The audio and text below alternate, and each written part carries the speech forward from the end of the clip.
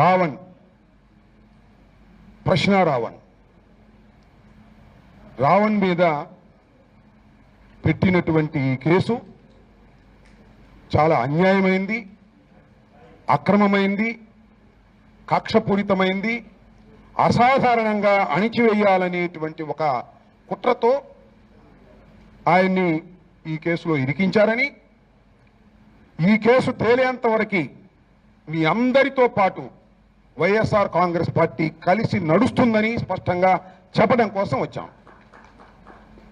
రావణ్ పేరు కొద్దిగా ఇబ్బందిగా ఉంది కదా, ఆయన పెట్టుకున్నాడు.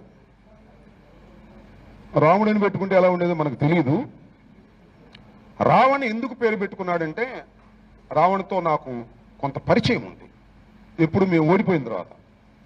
ఎందుకంటే మేము గెలిచి మంత్రులుగా ఉన్నప్పుడు మమ్మల్ని కూడా రావణ్ ఇదే స్థాయిలో క్రిటిసైజ్ చేశాడు. ఓడిపోయిన తర్వాత రావణ్ నన్ను 2-3 సార్లు ఇంటర్వ్యూకి పిలిచాడు, నేను వెళ్ళాను.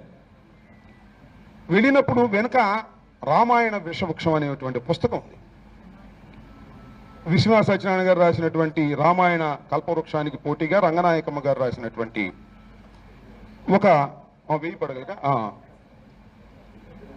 రైట్ ఏదన్నా కానీ నేను అడిగాను, ఏంటి రావణ్ ఏంటిదంటే, నేను ఎథిస్టుని సార్ అన్నాడు.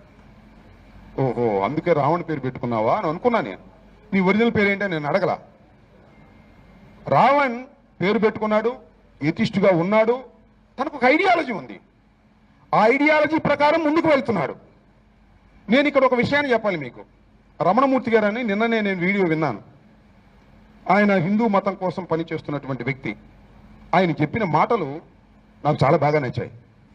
హిందుత్వంలో నాస్తికత్వం ఒక భాగం అని చెప్పాడు. నాకు తెలియదు అసలు. అంతేకాదు, రావణుడికి కూడా దేవాలయాలు ఉన్నటువంటి దేశం ఇది అని చెప్పాడు. రెండవది ఏంటంటే, రావణుడు సంహరించబడిన తర్వాత విభీషణ్ణి పిలిచి రాముడు దహన సంస్కారాలు చేయని అన్నకన్నా అంట. నేను చేయనండి అని దుర్మార్గుడు నీ భార్యని ఎత్తుకెళ్ళాడు అన్నా అంట.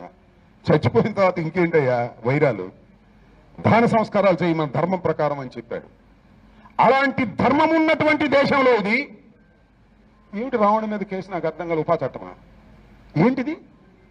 మీరు ఒకసారి సీక్వెన్స్, మీరే కాదు రేపు న్యాయస్థానంలో జడ్జెస్ కూడా దీన్ని గమనిస్తారని నేను మనవి చేస్తున్నా.